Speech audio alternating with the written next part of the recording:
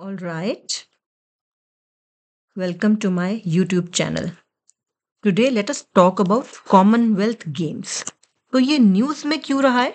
क्योंकि अभी अभी अहमदाबाद इंडिया में अहमदाबाद गुजरात में जो है उसको 2030 का जो कॉमनवेल्थ गेम्स का एडिशन होगा उसके लिए होस्ट जो है अहमदाबाद सिटी करेगी, यानी कि इंडिया में 2030 में कॉमनवेल्थ गेम्स होंगी। लास्ट कॉमनवेल्थ गेम्स इंडिया में जो हुई थी वो 2010 में हुई थी, न्यू दिल्ली में हुई थी। एंड माना जाता है कि न्यू दिल्ली का उस समय नक्शा ही बदल गया था दिल्ली का, ठीक है, बिकॉज काफी इन्वेस्टमेंट हुई थी। बहुत लार्ज स्केल पे इवेंट होता है तो बहुत इन्वेस्टमेंट होती है, बहुत फिर उस समय टूरिस्ट आते हैं एंड सो ऑन। तो अभी भी 2030 में अहमदाबाद, जिसको गुजराती में अहमदाबाद भी बोला जाता है, वहां पे होंगे इंडिया में अहमदाबाद में कॉमनवेल्थ गेम्स इन ईयर 2030। तो लेट अस सी कि ये एक्चुअली में ये है क्या, जो कॉमनवेल्थ गेम्स हैं ये है क्या। तो सबसे पहले तो देखिए, कॉमनवेल्थ गेम्स जो हैं ये एक क्वाड्रीनियल मतलब कि वंस इन एवरी 4 इयर्स होते हैं। वंस इन एवरी 4 इयर्स होते हैं, इसलिए इसको क्वाड्रीनियल इवेंट बोला जाता है।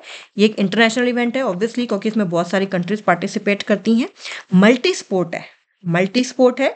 It's a multi sport event held every 4 years, इसलिए क्वाड्रीनियल बोला जाता है। एंड इसमें जनरली कंट्रीज या रीजन्स वही हैं जो once a part of the British Empire होते थे, ठीक है, now called the Commonwealth of Nations, यही पार्टिसिपेट करते हैं। और इनको फ्रेंडली गेम्स भी कहा जाता है बिकॉज इसमें जो एक्चुअल में फोकस है वो कुछ पॉलिटिकल नहीं है, उसमें जो फोकस है वो sportsman spirit, friendship and peaceful competition है।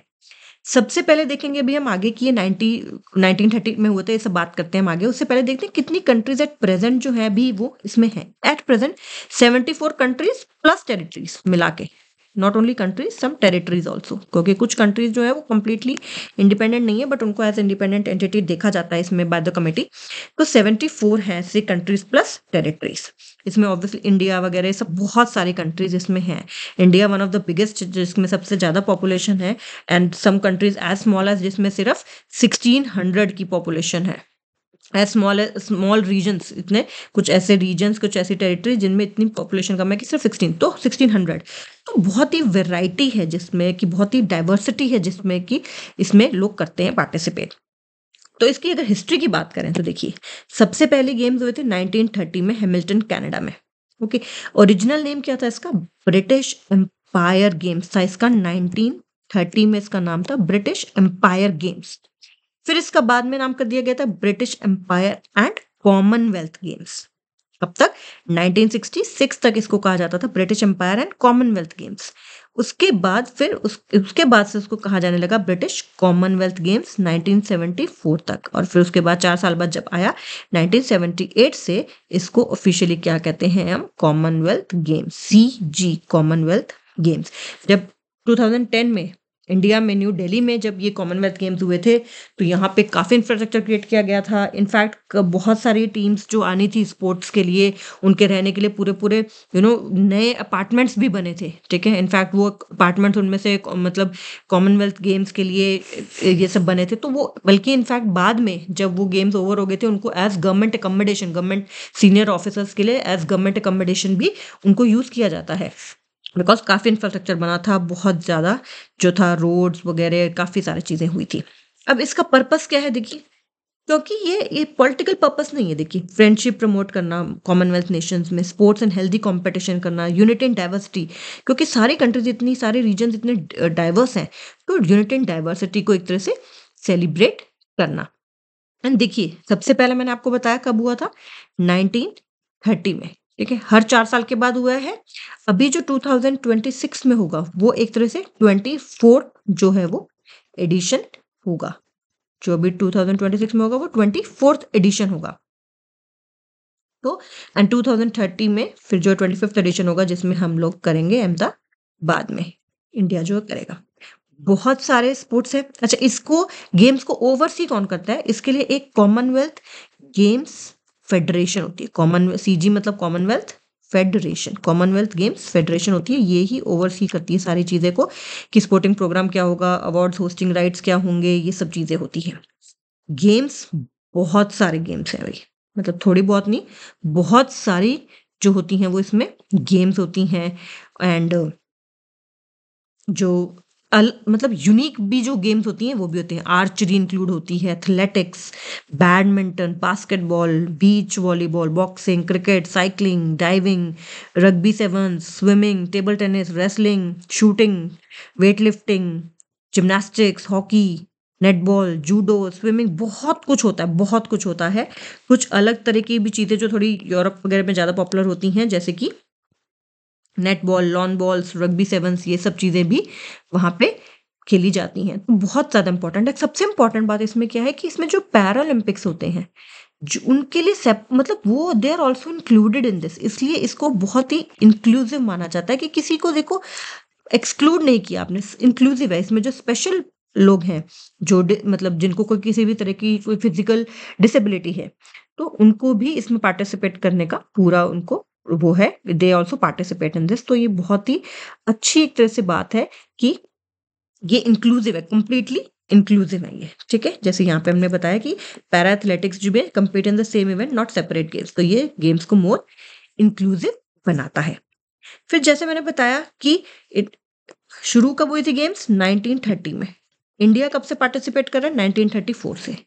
इंडिया ने 2010 दिल्ली कॉमनवेल्थ गेम्स में किया था, अपनी उसकी परफॉर्मेंस काफ़ी तब अच्छी थी, ठीक है। उस समय अभिनव बिंद्रा, साइना नेहवाल, पीवी सिंधु, मैरी कॉम, ये जो मतलब अलग डिफरेंट उसमें कॉमनवेल्थ गेम्स में ये हमारे अच्छे प्लेयर्स जो रहे हैं अभी तक, अभिनव बिंद्रा, साइना नेहवाल, पीवी सिंधु, मैरी कॉम, मीराबाई चानू, बजरंग पुनिया, ये सब काफ़ी अच्छे रहे हैं। गेम्स मैंने बता ही दिया था कि 4 साल में एक बार होती है, ठीक है। अभी जो होगी नेक्स्ट होगी वो होगी ग्लासगो में, विच इज इन स्कॉटलैंड, 2026। पहले ये ऑस्ट्रेलिया के एक सिटी में हुआ होना था, विक्टोरिया में, लेकिन बाद में वहां कुछ और दिक्कतों के होने की वजह से विड्रॉ करके वहां दिया गया था। सिंबल ऑफ द गेम्स क्या होता है, देखिए पहले बोलते थे Queen's Baton Relay, Queen's Baton Relay, अब उसको किंग्स बेटन रिले बोला जाता है। क्यों?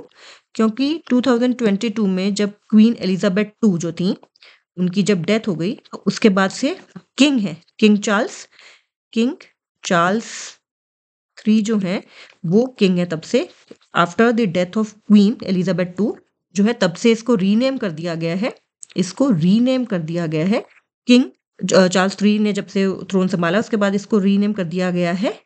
और क्या बोला जाता है इसको रीनेम करके, किंग्स बेटन रिले, ठीक है। ये होता क्या, जैसे ओलंपिक्स में टॉर्च रिले होता है, वैसे ही जस्ट बिफोर मतलब जैसे अभी अगर जुलाई में सपोज करो शुरू होना है, जुलाई 2026 में मान लो अगर शुरू होना है कोई भी कॉमनवेल्थ गेम्स, तो उससे कुछ महीनों पहले से जो है ये रिले शुरू हो जाता है, ठीक है। इसमें होता क्या है कि जस्ट जनरली बकिंगम पैलेस जो कि यूके में है, किंग का जो रेजिडेंस होता है वहां से शुरू होता है। किंग एक मैसेज देते हैं, ठीक है, एंड वो मैसेज फिर डिफरेंट हर हर सारी कंट्री, सारी 74 जो है इसमें पार्टिसिपेट करेंगे वहां पे जाता है ये, एंड फिर इट फाइनली रीचेज जहाँ पे होनी है उस साल। अगर स्कॉटलैंड में होनी है तो स्कॉटलैंड में पहुंचेगा, और फिर वहां पे स्कॉटलैंड के जो किंग है फिर वो उसको रीड आउट करेंगे अलाउड पूरा मैसेज को, ठीक है। तो ये एक प्रैक्टिस रही है, लेकिन इस बार से एक खास बात है कि सारे के सारे 74 कंट्रीज को अपना अपना बेटन दिया गया है, एंड जिसमें जिसको फिर वो अपने हिसाब से उसको अपने कल्चर के हिसाब से उसको कस्टमाइज करेंगे, उसको ब्यूटिफाई करेंगे।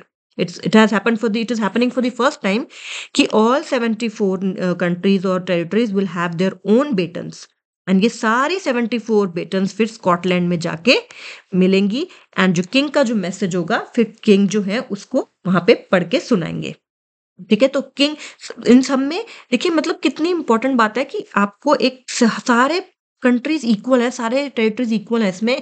तो इस वजह से पहली बार हुआ क्या होगा कि सारे 74 कंट्रीज एंड टेरिटरीज को अपना अपना बेटन दिया गया है, एंड फिर इसमें कुछ दिन एशिया के सारी कंट्रीज में जाएगा, पहले अफ्रीका में जाएगा, या फिर अगर हम यूरोप से चले एंड सो ऑन करके फिर finally it will reach to Scotland. And ये एक ओलंपिक टॉर्च रिले की तरह ही होता है, एंड इट्स अ सेरेमनी, ठीक है ये। और फिर वो जैसे ही ओपनिंग सेरेमनी, जैसे ही वो मैसेज रीड किया जाएगा, जब वहाँ के जो किंग हैं वो उस मैसेज को रीड आउट करेंगे, तो दैट विल शो कि हाँ कॉमनवेल्थ नेशंस की जो कॉमनवेल्थ गेम्स है वो ओपन हो गई हैं। ओपनिंग सेरेमनी के समय इसको किया जाता है, दैट बेसिकली मार्क्स कि हाँ कॉमनवेल्थ गेम्स शुरू हो रही हैं। 2026 में है ग्लासगो स्कॉटलैंड में, 2030 में मैंने आपको बता दिया इंडिया होस्ट करेगा। तब भी बहुत टूरिस्ट आएंगे, ठीक है, अहमदाबाद में। एंड अभी से ही गवर्नमेंट को, सेंट्रल गवर्नमेंट को, स्टेट गवर्नमेंट्स को अभी से ही, इसीलिए इतना पहले बताया जाता है क्योंकि बहुत प्रिपरेशंस जाती हैं, बहुत इंफ्रास्ट्रक्चर बनाना होता है, बहुत सारे स्टेडियम्स को उसके हिसाब से तैयार करना होता है। तो अभी से ही इंडिया को ये सब तैयारी शुरू करनी होगी। Okay, so thank you for watching and please do subscribe to my channel. Thank you.